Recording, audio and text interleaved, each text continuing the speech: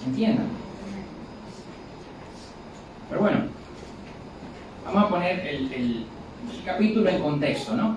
Jesús viene de Jerusalén, donde celebró una fiesta, dice el capítulo 5, ahí sanó a un paralítico y lo leíamos de hecho hace un rato, y eso le buscó un problema con los judíos, porque lo hacía en día de reposo. Versículo 10 y 11 decía, por eso los judíos decían que él había sido sanado, es día de reposo, no te es permitido cargar tu camilla, le decían los judíos a quien había sido sanado. Y él responde, oye, el mismo que me sanó me dijo, toma tu camilla y anda, o sea, dime tú. Dice, por señor, ahí sentado, paralítico, y lo sanan, y el mismo que lo sanó le dice, toma tu camilla, claro que la va a tomar. Pero esto le buscó un problema a él y a Jesús, y leíamos el versículo 16 y luego leíamos el 18, que a causa de esto los judíos perseguían a Jesús. Y luego en el 18, que se eleva, ¿verdad?, el nivel de persecución, por así decirlo, porque Jesús decía, no solo que era igual al Padre, o sea, lo perseguían no solo por sanar en el día de reposo, sino también porque se decía que era igual al Padre, haciéndose igual a Dios. Luego, entre este capítulo 5 y el capítulo 6 de Juan, pues pasa entre 6 meses y un año, depende de qué fiesta era que se estaba celebrando en Juan 5. ¿Okay? Y en este lapso, muchas cosas sucedieron. La predicación del Sermón del Monte, la resurrección del hijo de la viuda, las parábolas del reino que están en Mateo. Jesús calma la tormenta cuando está en el barco, que están ahí, Jesús está durmiendo y entonces, maestro, despierta, ¿cómo va a ser? Y Jesús calma la tormenta, la muerte de Juan el Bautista también. O sea, muchas cosas sucedieron en ese lapso.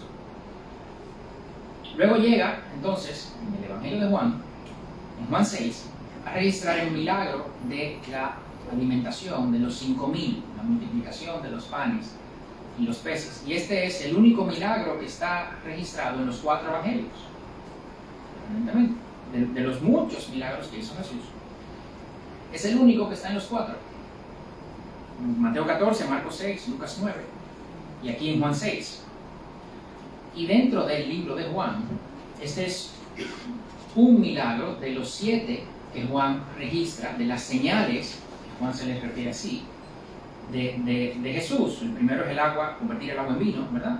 Luego la curación del hijo del oficial, sanar al paralítico de Betesda en el capítulo 5, alimentar a los 5,000, caminar sobre las aguas, que también lo veremos ahora, calmar ahí la tormenta, sanar al ciego en Juan 9 y por último la resurrección de Lázaro.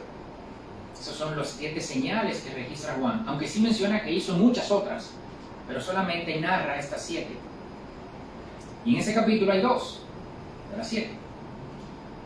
También en este capítulo es el primer yo soy de los 7 también que Juan narra en su evangelio. El primero, yo soy el pan de vida, aquí en Juan 6. Luego, Juan 8, yo soy la luz del mundo. Juan 10, la puerta de las ovejas. Igual en Juan 10, el buen pastor. En el 11, la resurrección y la vida. En el 14, yo soy el camino, la verdad y la vida. En 14:6, no recuerdo mal. Y yo soy la vid verdadera, en Juan 15. Y aquí están estos 7 yo soy. Y en este capítulo está el primero, yo soy el pan de vida.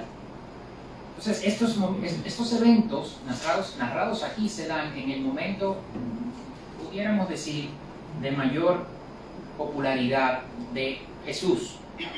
De hecho, veremos más adelante, en el versículo 15 de este capítulo, dice que por lo que Jesús, dándose cuenta de que iban a venir y por la fuerza hacerle rey, se retiró él solo otra vez al monte. O sea, la gente seguía a Jesús, quería a Jesús, y luego ya en este punto era tanto que quería por la fuerza hacerle rey. Ese es un momento muy alto de su, llamarle, popularidad con el pueblo, no así con los líderes. ¿Okay? Con los líderes ya vimos que por lo menos un año antes de esto, ya querían matarlo. ¿Okay? Entonces, en este contexto, vamos a entrar al capítulo 6 de Juan. De los versículos del 1 al 15 es el account, ¿verdad? La narración de la alimentación de los 5,000. Entonces él estaba en Galilea, en la orilla del mar de Galilea, o el lago de Tiberías también le llamaban. Jesús, según Lucas 9:10, estaba en la ciudad de Betsaida, Entonces Juan 5:2 dice, una gran multitud lo seguía, pues veían las señales que realizaba en los enfermos. Jesús venía alejándose de la multitud. Marcos dice que iba y venía tanta gente, ¿verdad? Aquí alrededor de Jesús, que los discípulos apenas tenían tiempo para comer. ¿Okay? Y vamos a ver, era una gran cantidad de gente que le seguía y que querían acercarse a Jesús, y Jesús los estaba sanando, ¿verdad? Mateo 6:34 dice que todas estas personas que estaban aquí, Jesús las ve y siente compasión de ellos, y es el versículo que muchos conocemos, que sintió compasión de ellos porque eran como ovejas que no tienen pastor. Y entonces les enseñaba. Entonces, todas esas personas venían a Jesús para oírle predicar. Jesús sanaba a estas personas y era una grandísima multitud, y los discípulos estaban cansados. Luego, entramos entonces en Juan, donde dice, cuando Jesús alzó los ojos, versículo 5, y vio que una gran multitud venía hacia él, dijo a Felipe, ¿dónde compraremos pan para que coman estos? Pero decía esto para probarlo, porque él sabía lo que iba a hacer. Felipe respondió, 200 denarios de pan no les bastarán para que cada uno reciba un pedazo. 200 denarios eran 200 días de salario, o sea que no era necesariamente poco dinero. Pero llama la atención que Jesús hace esa pregunta sabiendo lo que iba a hacer para probar a Felipe. Y recuerden, Felipe estaba cansado ya, ¿no? Apenas habían podido comer de atender tanta gente. Ya los discípulos le habían dicho a Jesús, lo narran los otros 3 evangelios, Jesús, despacha a esa gente que se vaya para su casa. O sea, aquí hay demasiada gente, ¿qué vamos a hacer con ellos? Ya que se vayan, que vayan a las aldeas alrededor, a ver que consigan que comer, ¿verdad? Yo me imagino incluso los mismos discípulos entre ellos comentando, esto es irresponsable. Hay tanta gente aquí, ahora ¿qué vamos a hacer? O sea, con la gente que está en la casa, no, tú no te vas a cenar, imposible. Entonces, oye ya, Jesús, habiendo oído eso ya, ¿verdad? Alza la vista y dice, aquí hay mucha gente, Felipe, ¿qué vamos a hacer? Y Felipe ya, me imagino cansado, oye, que ni 200 denarios damos. Uno de sus discípulos, Andrés, hermano de Simón Pedro, lee el versículo 8, dijo a Jesús, aquí hay un muchacho que tiene 5 panes de cebada y 2 pescados, pero ¿qué es esto para tantos? Hagan que la gente se siente, dijo Jesús. Y había mucha hierba en aquel lugar, así que se sentaron. El número de los hombres era de unos 5,000. Y Mateo añade que este número de 5,000 era sin contar mujeres y niños. Entonces, estimados van desde 15,000 a 20,000 personas en total. O sea, eso es un estadio de fútbol. Un estadio de fútbol. Imagínense la logística, de entrar y salir de un estadio de fútbol, y están aquí los discípulos atendiendo eso, y Jesús, y sanando, y no sé qué. Están cansados. Dicen, oye, ya que se vayan. Jesús le dice, y entonces, y Felipe le dice, no, mira, ni 200 denarios dan, Jesús, tú lo sabes. Y Andrés viene con cierta humildad, ¿verdad? Y con cierta inocencia, y dice, Jesús, aquí hay 5 panes y 2 peces. Esto es lo que hay. Jesús da gracias y los repartió, y se saciaron. Quedaron 12 cestas llenas de pan. Versículo 14 y 15. La gente entonces, al ver la señal que Jesús había hecho, decían, verdaderamente este es el profeta que había de venir al mundo. Por lo que Jesús, versículo 15, que ya lo vimos, dándose cuenta de que iban a venir y por la fuerza hacerle rey, se retiró él solo otra vez al monte. Después de esta demostración, de esta señal, como le llama Juan, la gente dice, no, este era el profeta.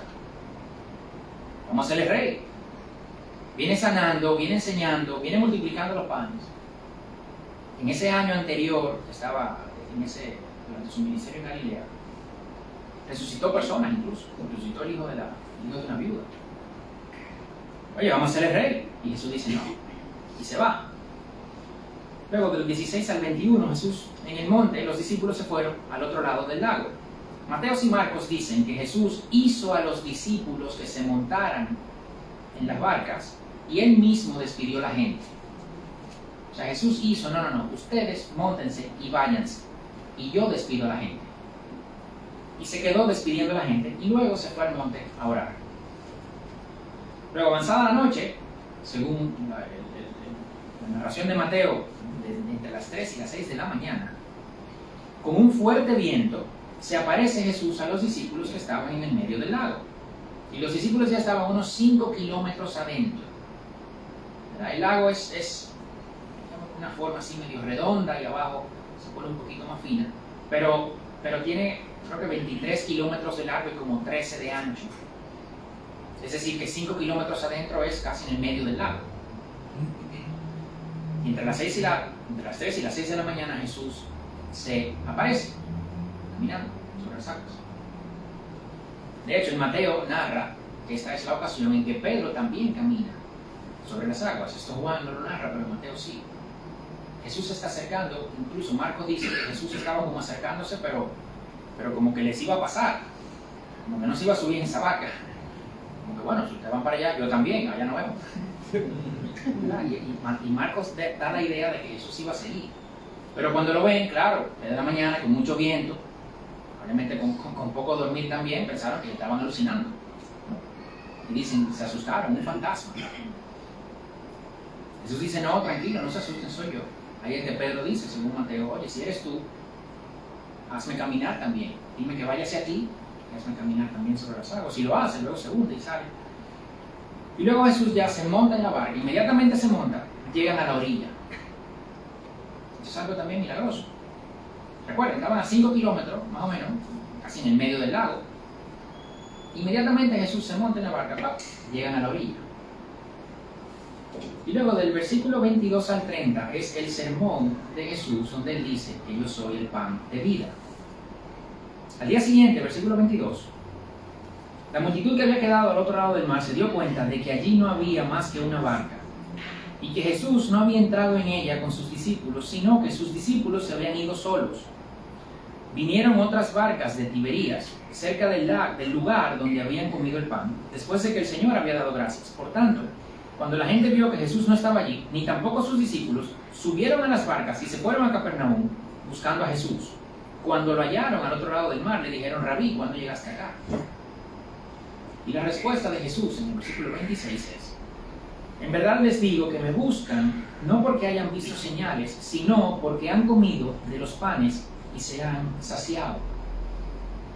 Ellos amanecen y dicen, ok, bueno, vamos a ver dónde está Jesús de nuevo, porque tenemos que seguir con él. No está aquí, pero los discípulos, había una sola barca, se fueron los discípulos y Jesús no está aquí. ¿Dónde está Jesús? Y cruzan al otro lado. Y sorpresa, ahí está Jesús. Sí. ¿Y cómo tú llegaste? Y la respuesta de Jesús, no, es que ustedes me andan buscando, sí, pero ustedes me buscan ni siquiera por las señales. Ustedes me buscan porque yo les di pan y porque se saciaron. Y luego empieza un intercambio que en el idioma original, en el griego, es interesante porque utilizan palabras muy similares. Perdón. Utilizan palabras muy similares que no necesariamente en la traducción se entiende este intercambio que hubo. O sea que yo voy a decir la palabra que está en la traducción y voy a decir la palabra en griego también. Jesús les dice, trabajen, ¿verdad? Es la palabra ergasomai, el verbo ergasomai, no por el alimento que perece, sino por el alimento que permanece para vida eterna, el cual el Hijo del Hombre les dará, porque a Él es a quien el Padre Dios ha marcado con su sello. Entonces, le preguntaron, ¿qué debemos hacer para poner en práctica, ergasomai, las obras ergon, de la misma raíz, de Dios? Jesús les respondió, esta es la obra ergon de Dios, que crean en el que Él ha enviado. Le dijeron entonces, ¿qué pues haces tú como señal para que veamos y te creamos? ¿Qué obra ergasomai haces? Nuestros padres comieron el maná en el desierto, como está escrito, les dio a comer pan del cielo. Interesante de esto es, Jesús le dice, trabajen por el pan que no muere. Y de repente, bueno, ¿qué es lo que tú haces entonces? O sea, Jesús le dice a ellos, trabajen, y ellos terminan diciéndole a Jesús, no, trabaja tú para que nosotros creamos. Súper interesante esto. y da una idea de lo que el corazón del hombre es, ¿no? Que al final no quiere hacerse responsable. Pero el tema, como veremos más adelante, es que no puede ver otra cosa. Y no me adelantaré, ahora lo veremos. El versículo 2 de Juan 6 dice: una gran multitud lo seguía, pues veían las señales que realizaban en los enfermos. O sea, ya ellos veían señales en los enfermos, ya ellos veían que los panes se habían multiplicado, ya ellos estaban sorprendidos de cómo había llegado. Pero todavía le dice: no, ¿qué señales haces tú para que nosotros creamos? Sí, trabajen, sí, pero ¿qué es lo que tú haces para que nosotros creamos? O sea, porque no le bastó. No le bastó que 20,000 personas comieran de 5 panes y 2 peces, no. ¿Qué señales haces tú? Las otras señales por las que ellos seguían a Jesús hasta ahora es porque les daba comida y porque los sanaba. Entonces esas señales están descartadas. O sea, al final esto nos conviene a nosotros, ¿verdad? Tú me das de comer, tú me sanas. Sí, pero tienes que creer, no, pero ¿qué es lo que tú vas a hacer para que yo crea? Porque de lo otro es para que yo coma y yo te sanado. El corazón del hombre no puede ver la verdad de Dios. Y entonces, de aquí vemos algo, y es algo que hay que tener siempre presente, que el que no cree no es por falta de evidencia que no cree. Porque cualquiera de nosotros leyendo esto diría: no, pero evidencia sobrada.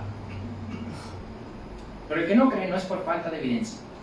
Y Jesús esto más adelante lo dice y queda un poco más, bastante más claro. Entonces luego del versículo 31 al 40 Jesús se presenta tal cual como el pan de vida. Ante la pregunta: ¿qué señal haces? Porque nuestros padres comieron el maná en el desierto y tal.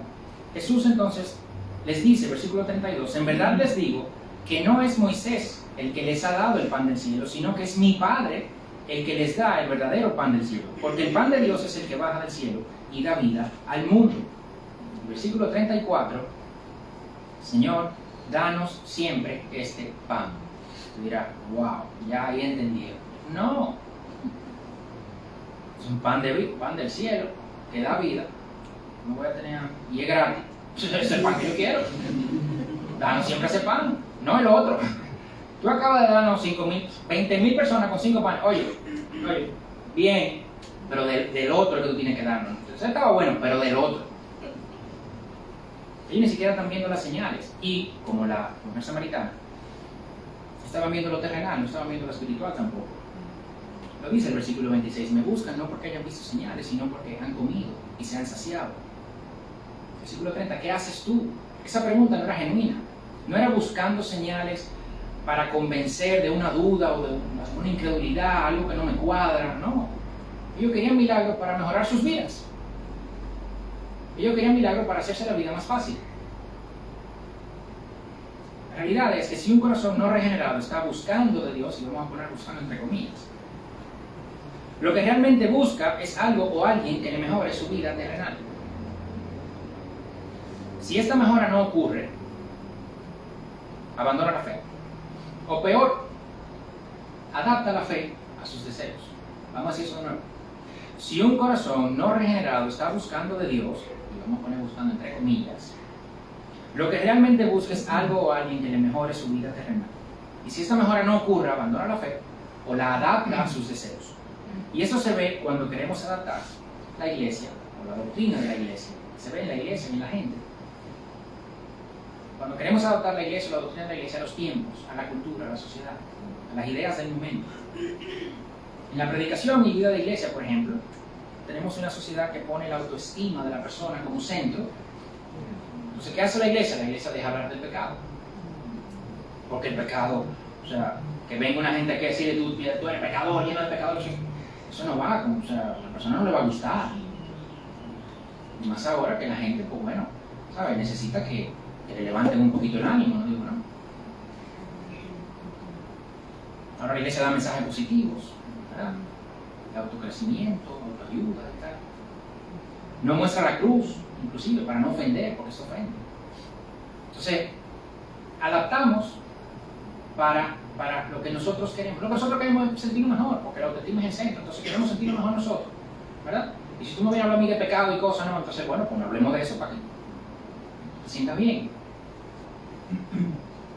Otro ámbito, los roles de la familia y roles de género. La sociedad dice, hombres y mujeres son iguales, tienen el mismo rol, hacen lo mismo, pueden hacer lo mismo, deberían hacer lo mismo.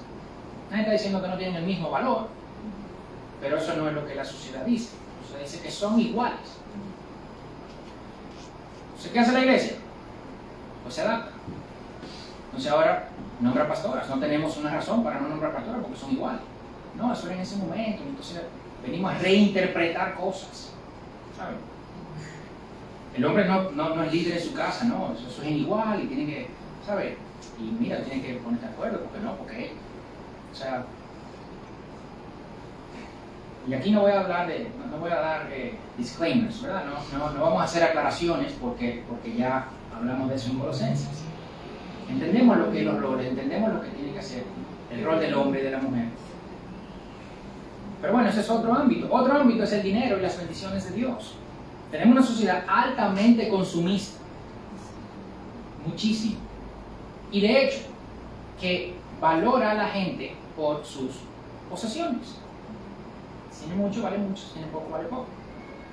Entonces, ¿qué hace la iglesia? Pues se adapta. Oye, si Dios me valora, pues tiene que darme recursos, ¿verdad? Y de ahí, un montón de cosas. En otro ámbito, el trabajo ocupa entonces el lugar de la familia y de la iglesia. ¿Cómo así? Claro. Porque si lo que la sociedad consumista me vende, que el valor está en lo que yo tengo, ¿verdad?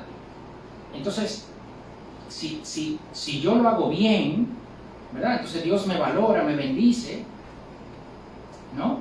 Y entonces me dedico yo al trabajo, no a ofrendar, porque yo no soy del evangelio de la prosperidad, es imposible. ¿Verdad? No estoy diciendo eso. O sea, esto es en iglesias, incluso llamémoslas reformadas. ¿Ok? Entonces ahora este hombre, incluso hasta la mujer a veces, se dedican a trabajar. Pero a trabajar de una manera que incluso la familia pasa a un segundo plano, los hijos ni ven al papá. Pero todo esto en un matiz bíblico, ¿eh? La vida sexual. Hoy la sociedad es un free for all, ¿verdad? Aquí todo vale. Pero la iglesia, ¿qué hace? Bueno, pues mira, flexibiliza, ¿sabes? Dice, espérate, la fornicación, bueno, tenemos que ver, ¿sabes? Porque ellos tienen mucho tiempo juntos. Yo he visto muchas cosas. La exclusividad del sexo en el matrimonio se flexibiliza también. Apoya relaciones homosexuales. O sea, estamos viendo mucho en muchas iglesias en Estados Unidos, en Gran Bretaña, en Inglaterra, con pastores, obispos y tal, que ya son homosexuales. Esta semana oí a un líder de un ministerio de apoyo a personas homosexuales. Ministerio. Era anteriormente un ministerio que ayudaba a estas personas a lidiar con este pecado, ¿verdad? A tratar de liberarse de estas cadenas y salir de esa situación.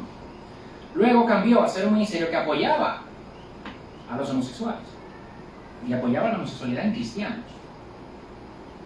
Entonces le preguntaba en una entrevista que por qué había cambiado.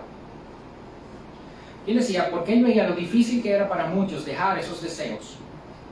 Y como entonces iban a abandonar la fe, entonces él entendió mejor reinterpretar la Biblia para que esas almas no se perdieran. Porque lo importante era la relación personal con Jesús. Increíble.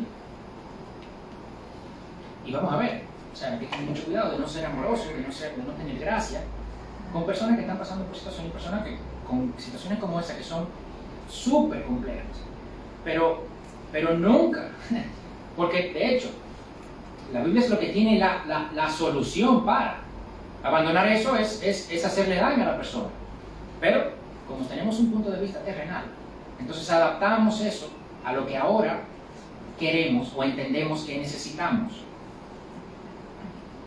La Biblia es clara con la homosexualidad, con los roles de la familia, clara con el pecado, pero lo adaptamos porque buscamos algo para mejorarnos nosotros ahora, algo para nuestro beneficio. Y lo que debemos buscar es la gloria de Dios. Ese es el único norte. Nuestra salvación, de hecho, no es para nuestro beneficio. O sea, eso no pasó para nuestro beneficio. Eso es algo, a mí me vale, colateral, ese es el vehículo. El propósito primario de Dios salvarnos a nosotros es para que su nombre sea glorificado. Y esa es la realidad. Y si eso no está claro, vamos a tener muchas dificultades en el camino.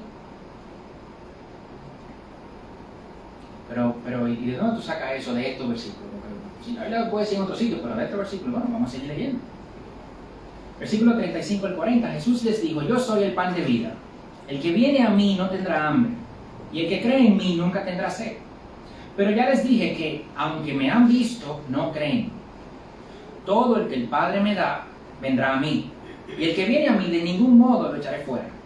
Porque he descendido del cielo no para hacer mi voluntad, sino la voluntad del que me envió. Y esta es la voluntad del que me envió, que de todo lo que Él me ha dado, yo no pierda nada, sino que lo resucite en el día final. Versículo 40, porque esta es la voluntad de mi Padre, que todo aquel que ve al Hijo y cree en Él, tenga vida eterna, y yo mismo lo resucitaré en el día final. Vamos a parafrasear eso un poco. El pan de vida, que se mencionó en el versículo 33, ¿verdad? Soy yo, dice Jesús, versículo 35. Pero me vieron y no creen, versículo 36. Mira, que si creen, no tendrán hambre nunca, versículo 35. Pero aunque me ven, no creen. Pero ¿y entonces?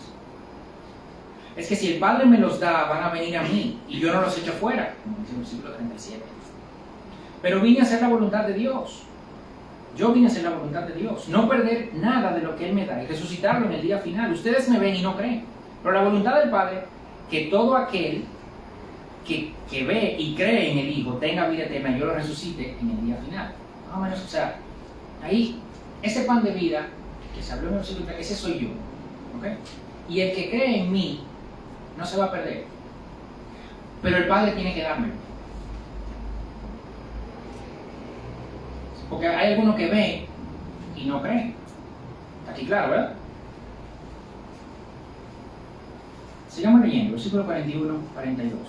Por eso los judíos murmuraban de él, porque había dicho: yo soy el pan que descendió del cielo. Y decían: ¿no es este Jesús, el hijo de José, cuyo padre y madre nosotros conocemos? ¿Cómo es que ahora dice: yo he descendido del cielo? Igual que la samaritana, todavía están viendo lo terrenal. Jesús les dijo, versículo 43, no murmuren entre sí. Nadie puede venir a mí si no lo trae el Padre que me envió, y yo lo resucitaré en el día final.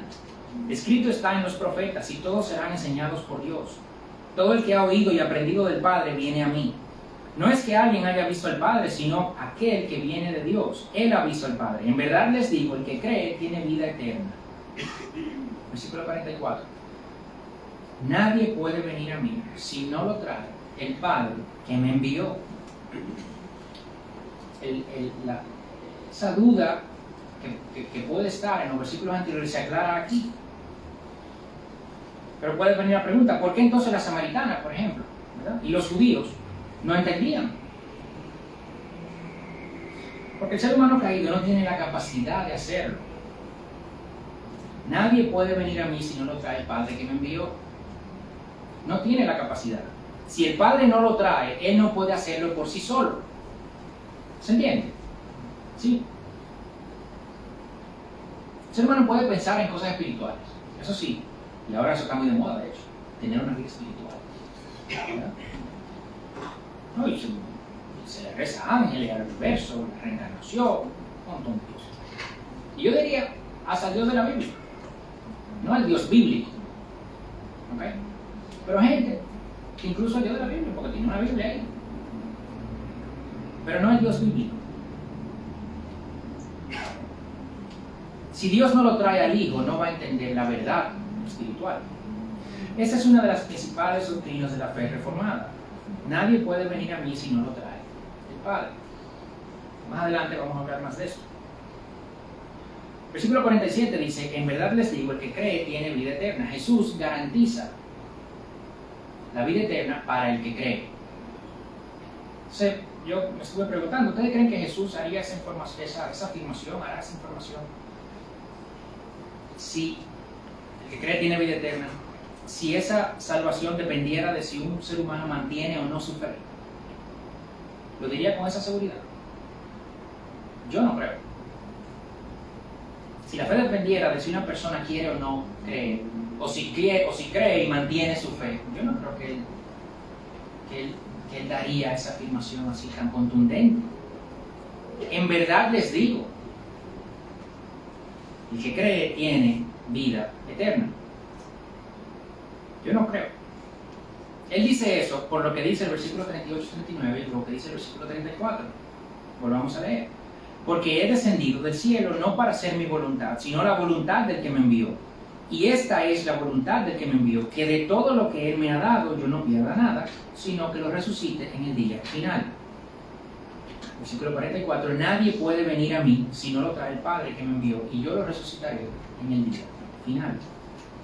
Es por esta razón que Pablo dice en Romanos 8, 38 y 39, porque estoy convencido de que ni la muerte, ni la vida, ni ángeles, ni principados, ni lo presente, ni lo porvenir, ni los poderes, ni lo alto, ni lo profundo, y para que no falte nada, ni ninguna otra cosa creada nos podrá separar del amor de Dios que es en Cristo Jesús, Señor nuestro.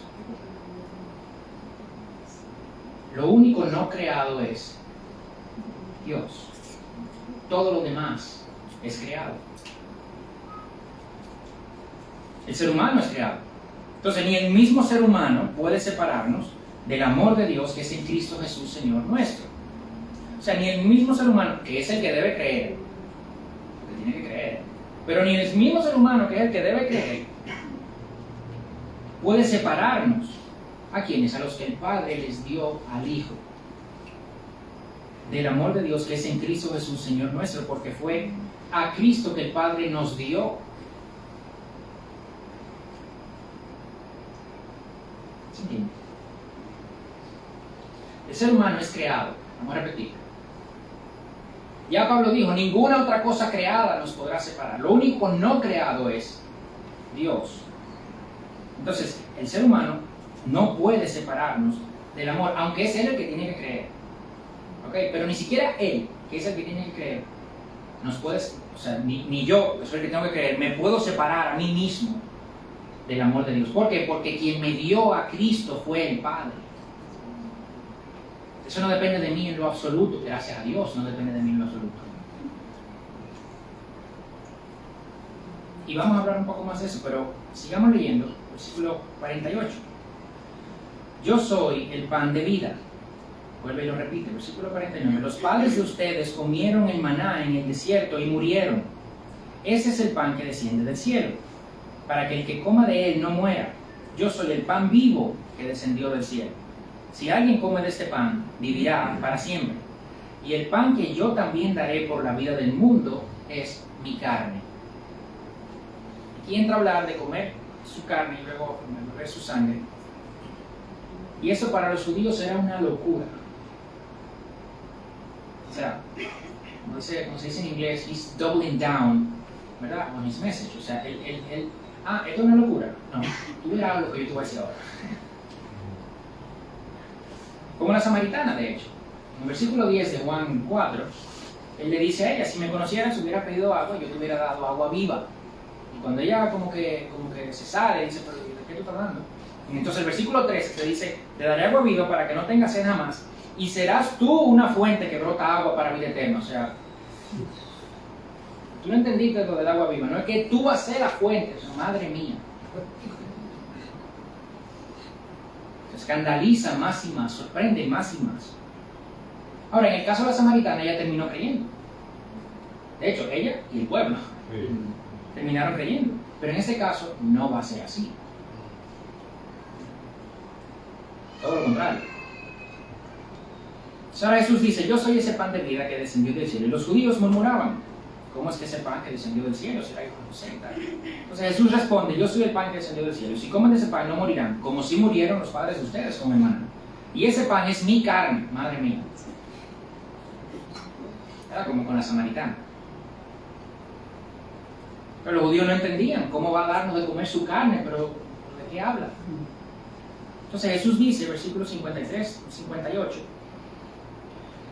Jesús les dice, en verdad les digo que si no comen la carne del Hijo del Hombre y beben su sangre, no tienen vida en ustedes. El que come mi carne y bebe mi sangre tiene vida eterna, y yo lo resucitaré en el día final. Porque mi carne es verdadera comida, y mi sangre es verdadera bebida. El que come mi carne y bebe mi sangre permanece en mí y yo en él. Como el Padre que vive me envió, yo vivo por el Padre. Asimismo, el que me come, él también vivirá por mí. Este es el pan que descendió del cielo, no como el que los padres de ustedes comieron y murieron. El que come este pan vivirá para siempre. Evidentemente, Jesús no está literalmente hablando que hay que comérselo a él. Es una metáfora de que debemos aceptar su sacrificio que no ha sucedido todavía para ese momento. Él va a entregar su cuerpo y va a derramar su sangre para perdón de nuestros pecados.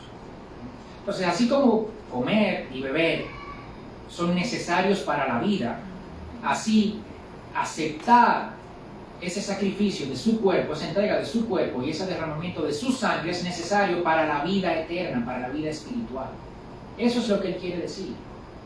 Pero igual que la samaritana, a los judíos se me va por encima. De hecho, el versículo 60 dice: por eso muchos de sus discípulos, cuando oyeron esto, dijeron: dura es esta declaración, ¿quién puede escucharla? Y ya empezamos a ver cierta diferencia con la samaritana, ¿no? O sea, dura es esta declaración, ¿quién puede escucharla? Entonces Jesús, ay, perdón, que se entendió mal. No.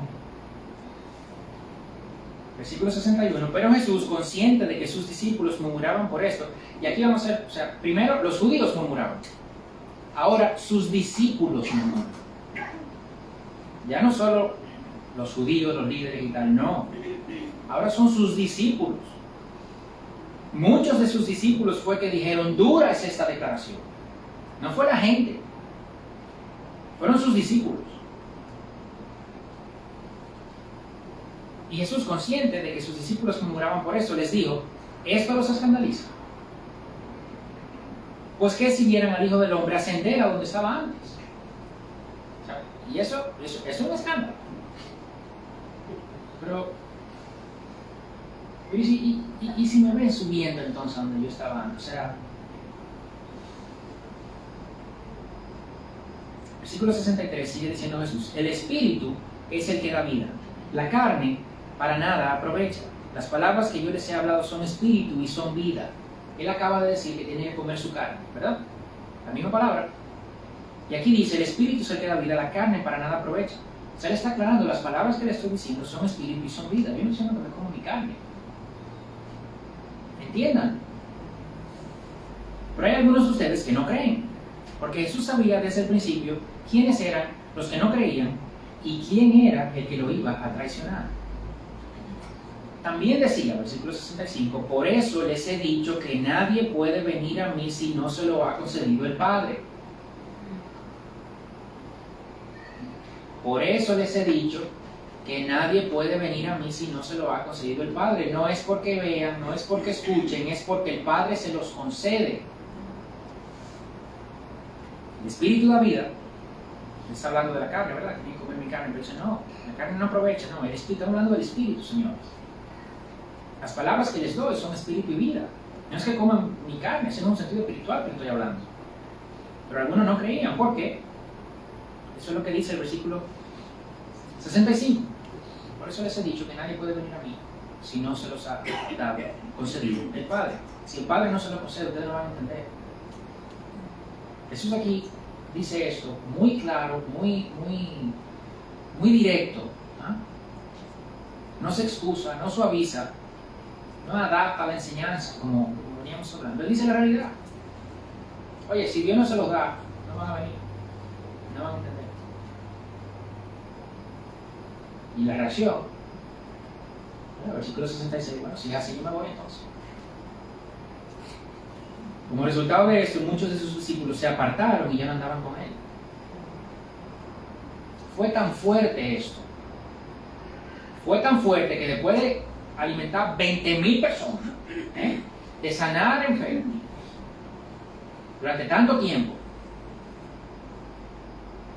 que ellos no necesariamente estaban en la barca, pero sí dijeron, espérate, ¿cómo fue que llegó?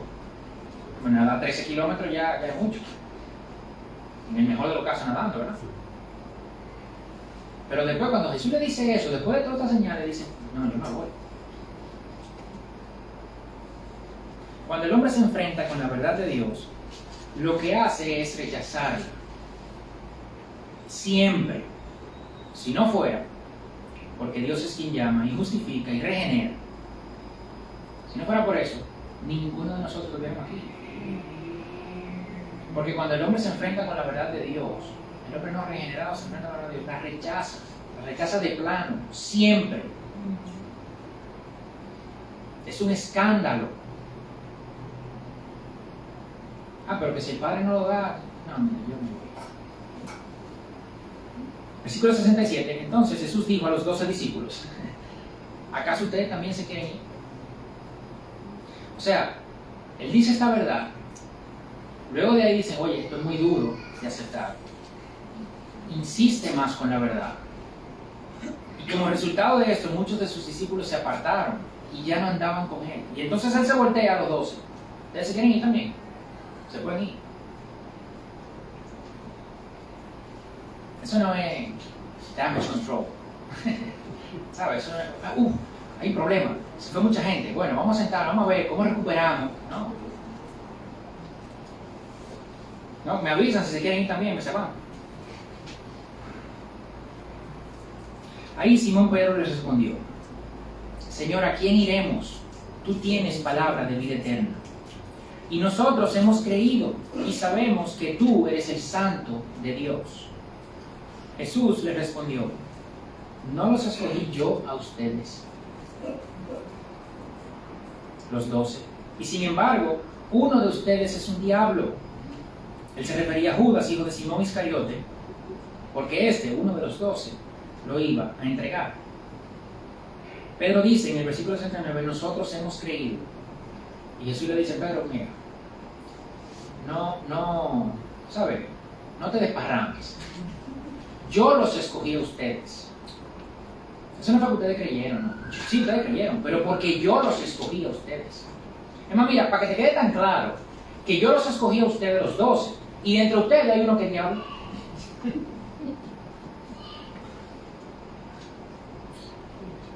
Ustedes todos han visto todo lo que yo he hecho. Los 12, ¿eh? Ustedes los 12, todos han oído todo lo que yo he dicho. En igual condiciones. Yo los escogí a los 12, en igual condiciones. Y uno de ustedes es un diablo. Pero para que te quede claro, que no es de ti. Que no te quepa duda. Es por elección divina que tú crees. Es porque Dios te dio a mí. Hay uno de ustedes que es un diablo. Versículo 37. Todo lo que el Padre me da vendrá a mí. Versículo 39. Y esa es la voluntad del que me envió, que todo lo que Él me ha dado, yo no enviará nada. Versículo 44. Nadie puede venir a mí si no lo trae el Padre que me envió. Versículo 65. Por eso les he dicho que nadie puede venir a mí si no se lo ha concedido el Padre. Recuerda mucho Romanos 8, 29, 30. Porque a los que de antemano conoció, también los predestinó a ser hechos conforme a la imagen de su Hijo, para que Él sea el primogénito entre muchos hermanos. Versículo 30. A los que predestinó, a esos también llamó. A los que llamó, a esos también justificó. Y a los que justificó, a esos también glorificó. Romanos 8:37, que dice, pero en todas estas cosas somos más que vencedores. Es después de ese texto que está. Claro que se usa para un montón de cosas ese versículo, ¿verdad? La cosa espiritual. No, somos más que vencedores, sí, amén, es verdad. Pero somos más que vencedores por eso. Somos más que vencedores, no por nosotros. Somos más que vencedores porque Él nos conoció, nos predestinó, nos llamó, nos justificó y nos glorificó. Él, no nosotros. Romanos 8:39, que dice que nada nos puede separar. Es después de esto que está. Esa es la garantía. Lo único no creado es Dios. Y fue Dios que nos conoció, nos predestinó para ser conformes a su imagen. Nos llamó, nos justificó, nos glorificó. No fuimos nosotros, nada de nosotros en lo absoluto. Si en toda la historia de salvación hubiese algo de nosotros, entonces Dios no se puede llevar toda la gloria. ¿Se entiende eso? O sea, si en todo, ¿verdad? Toda la verdad de la salvación.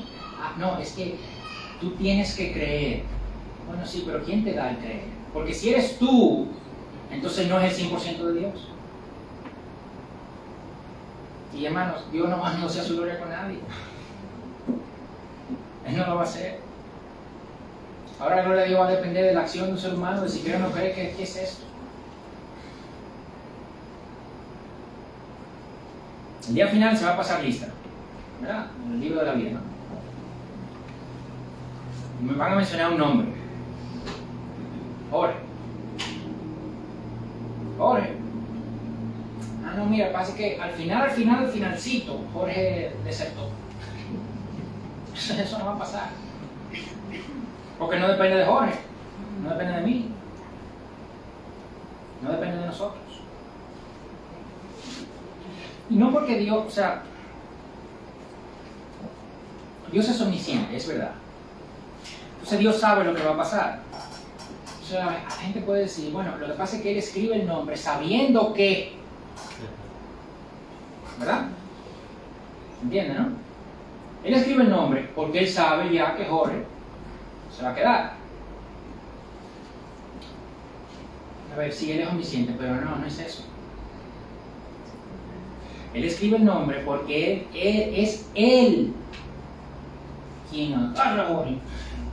Deja ahí.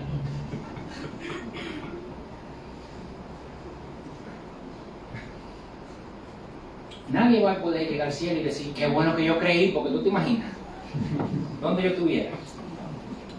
No, nadie va a decir eso. Pero bueno, entonces, así como Dios eligió y predestinó a unos para salvación, ¿por qué no hizo eso con todos?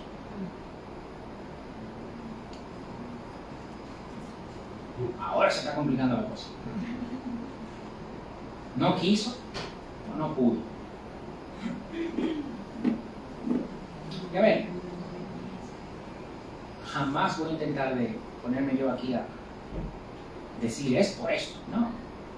Pero, de hecho, la Biblia nos da una respuesta definitiva, o no hemos leído nosotros si hay una respuesta definitiva, pero sí sabemos varias cosas. Primero, Dios es todopoderoso.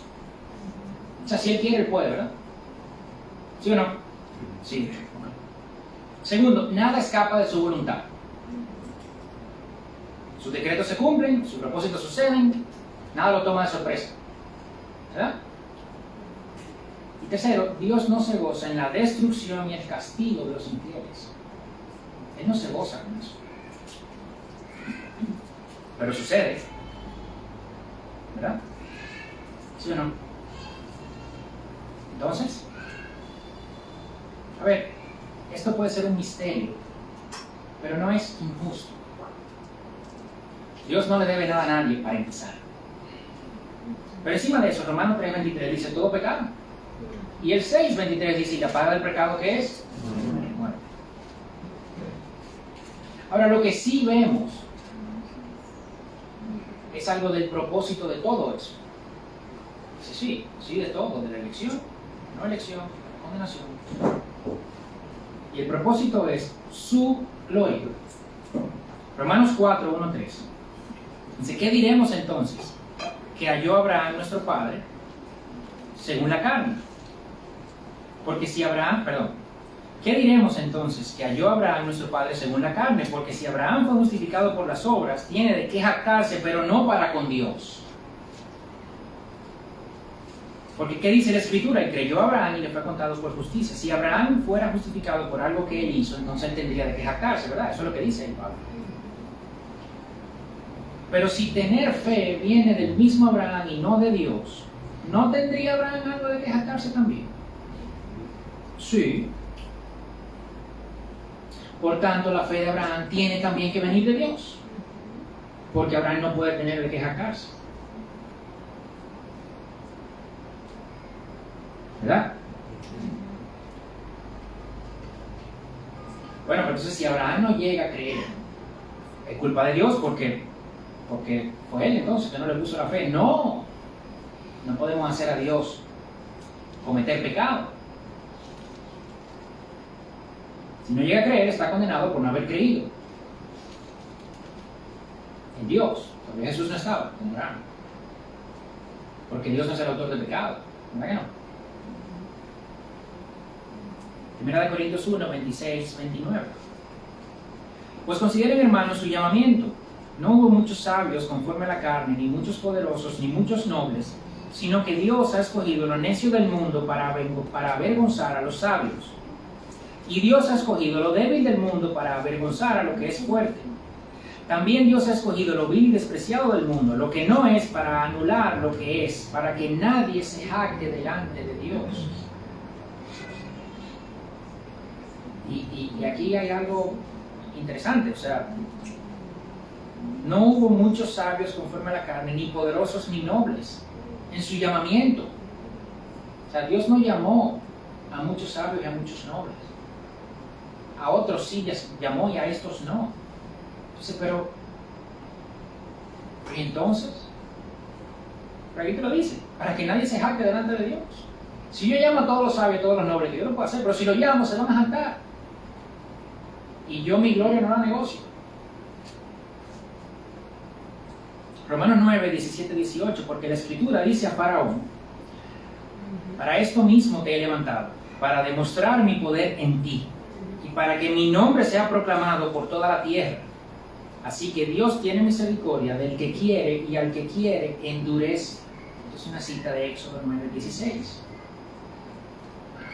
Si se recuerdan, en la historia de las 10 plagas, versículo 13 de Éxodo 7, versículo 13, sin embargo el corazón de Faraón se endureció y no lo escuchó, tal como el Señor había dicho. Versículo 22, pero los magos de Egipto hicieron lo mismo con sus encantamientos. El corazón de Faraón se endureció y no los escuchó, tal como el Señor había dicho. Bueno, entonces el corazón endurece el Faraón, es que endurece su corazón. Vamos a Éxodo 9 entonces, 12. Y el Señor endureció el corazón de Faraón y no los escuchó, tal como el Señor había dicho a Moisés. Dice, pero bueno, hasta ahí estamos bien, porque claro, si es el Faraón que endurece mismo su corazón, con eso estamos tranquilos, pero que Dios endureció el corazón del Faraón, sí, también. ¿Y por qué no estamos tranquilos con eso? Porque queremos tener algo del lado de nosotros. No queremos soltarlo. Queremos quedarnos con algo. Tú endureciste tu corazón, sí, y después yo endurecí tu corazón, para que no se te ocurra. Para demostrar mi poder en ti. De nuevo, es la gloria de Dios el propósito. El propósito del plan de salvación es la gloria de Dios, la exaltación de su poder, la demostración de su justicia, de su misericordia, de su gracia, de su amor. Y esto pasa en la elección de los que llegan a creer y en la condenación de los que no. Efesios, de hecho, es clarísimo con esto. Capítulo 1, versículo 4, 6 dice: porque Dios nos escogió en Cristo antes de la fundación del mundo para que fuéramos santos y sin mancha delante de Él. En amor nos predestinó para adopción como hijos para sí mediante Jesucristo, conforme a la buena intención de su voluntad, para alabanza de la gloria de su gracia que gratuitamente ha impartido sobre nosotros en el amado, para alabanza de la gloria de su gracia. Y en el mismo capítulo 1 de Efesios, versículos del 1 al 12, del 11 al 12, también en él hemos obtenido herencia, habiendo sido predestinados según el propósito de aquel que obra todas las cosas conforme al consejo de su voluntad, a fin de que nosotros, que fuimos los primeros en esperar en Cristo, seamos para alabanza de su gloria. ¿Se entiende? El propósito de Dios es la alabanza de su gloria. Y eso Él no lo va a poner en manos de nosotros.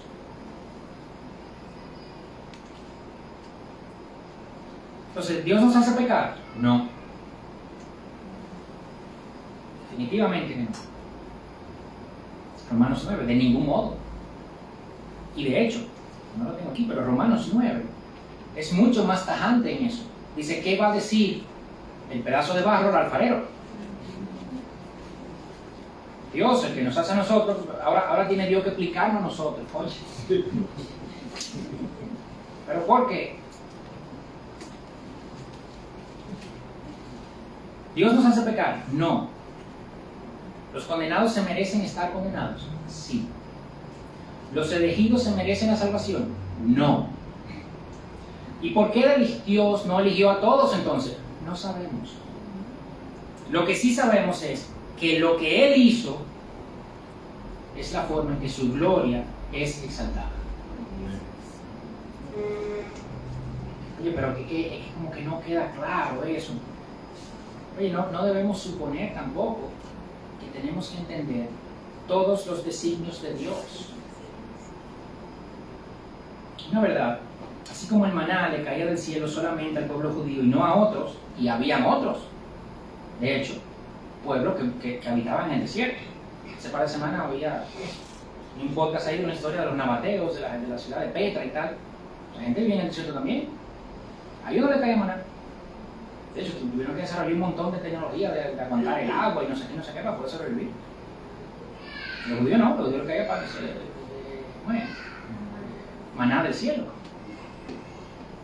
Pero Dios escogió al pueblo judío para eso, y no a otros.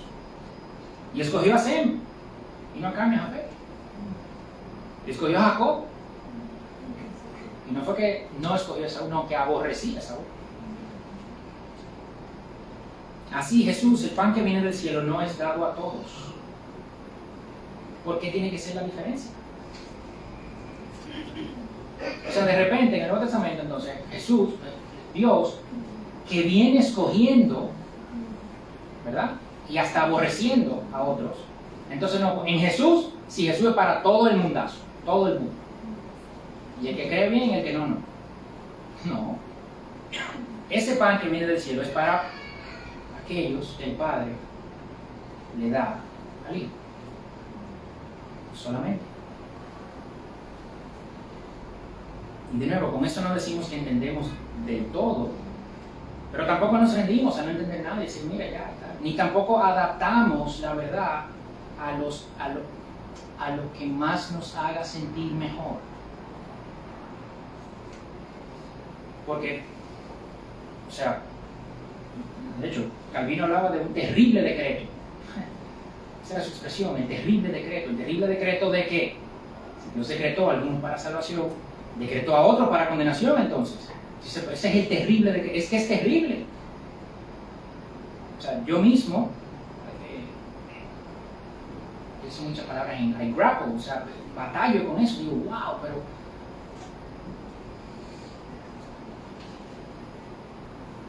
sabemos estas verdades, que Dios es el que elige, ¿verdad? Pero Dios no es autor de pecado, por tanto, el que se condena por su mérito, ¿verdad? Y no entendemos completamente cómo se relacionan estas cosas, pero sabemos que son así. Y con mucha gracia y humildad aceptamos la realidad. Dios creó sabiendo lo que pasaría, y desde la eternidad pasada fue su voluntad que se diera la caída, y fue su voluntad que se diera la muerte y resurrección de Cristo. Eligió a unos y no a otros, mostrando su justicia, su gracia y su misericordia. Esa es la realidad. Y la aceptamos con humildad y con mucho agradecimiento. Eso no es una respuesta del intelecto, ¿verdad? De que ya entendemos, aquí esto está completo, así mira, se relaciona así, no. Pero esta verdad sí debe darnos a nosotros, los elegidos, paz, descanso, seguridad, de que estamos en Él. Y no por algo que hayamos hecho nosotros, sino por lo que Él hizo. Y no porque algo seamos nosotros, sino por quien es Él. Es que es mejor. Gracias. Gracias, Dios, que mi salvación no está basada ni en algo que yo haga, ni en algo que yo sea. Pues yo no soy nada. Y todo lo que hago está mal. Qué bueno que depende de ti. Porque es la única forma que se me puede garantizar. Si no, Lutero se ha volvido loco. Dios dice, esto no es por ti, no es por algo que tú hayas hecho, ni por algo que tú seas, es por quien yo soy. Por lo que yo he dicho, por lo que yo he hecho, para mi gloria. Yo no voy a dejar que mi gloria se vea mal. Entonces tú tranquilo, que yo te estoy guardando. No por ti, es que yo no voy a dejar manchar mi nombre. No tiene nada que ver contigo. Descansa en eso. Wow. Voy a ver un poco de agua.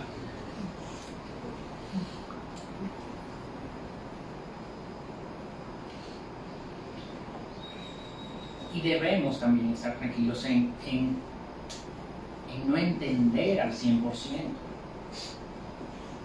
Porque, hermanos, ¿de verdad queremos seguir a un Dios al que lo vamos a entender al 100%? Nosotros, en nuestra capacidad limitadísima, y en esa mentecita tan limitada, entendemos al 100%. Yo a ese Dios no lo quiero seguir. Yo quiero seguir a un Dios que me cautive, que sea misterioso, que yo no entienda, que yo diga, pero Dios mío, ¿cómo es? Que yo esté loco por llegar para allá al cielo, para preguntar y entender muchísimas cosas. Y que tenga la eternidad entera para seguir entendiendo. Porque nunca vamos a llegar a entenderlo completamente. De lo grande que es. Preferimos, yo no sé, yo prefiero eso. Eso debería darnos paz, ¿verdad?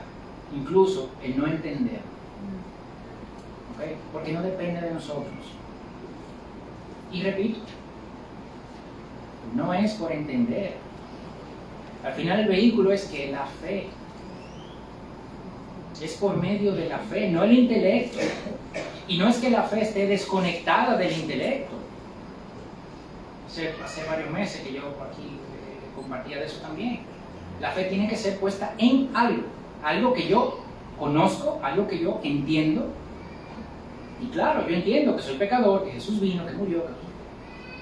Yo entiendo que fue Dios que me predestinó, que Dios fue que me escogió, así como no escogió a otros. Y yo entiendo que es para su gloria, yo tengo fe en eso. No es una fe ciega, pero es por fe. No tenemos que tener todo el conocimiento, no lo vamos a poder tener, si fuera por eso no fuéramos algo ninguno. Pero ¿y cómo entonces, hermanos? La respuesta a esto, pero ¿y entonces? Sí, yo sé esto ya, yo sé esto, pero yo como que esto no me cuadra. Sí, yo descanso, pero ¿y entonces? La respuesta a esto nuestra debe ser la que está en Romanos 11, 33, 36. Oh profundidad de las riquezas y de la sabiduría y del conocimiento de Dios. Cuán insondables son sus juicios e inescrutables sus caminos. Pues ¿quién ha conocido la mente del Señor? ¿O quién llegó a ser su consejero? ¿O quién le ha dado al primero para que se le tenga que recompensar? Porque de Él, por Él y para Él son todas las cosas. A Él sea la gloria para siempre. Amén. Esa debe ser nuestra respuesta. ¡Qué grande eres, Dios! ¡Qué grande! Yo no lo voy a entender. ¿Quién soy yo para entenderlo? Pero a ti sea la gloria para siempre. Amén. Gracias, Señor. Gracias, Padre, por estas verdades que hemos compartido hoy, Señor. Padre, gracias porque podemos descansar en ti. Podemos descansar, Señor, en que estamos en tu mano, porque tú nos tomaste. tú nos llamaste, tú nos diste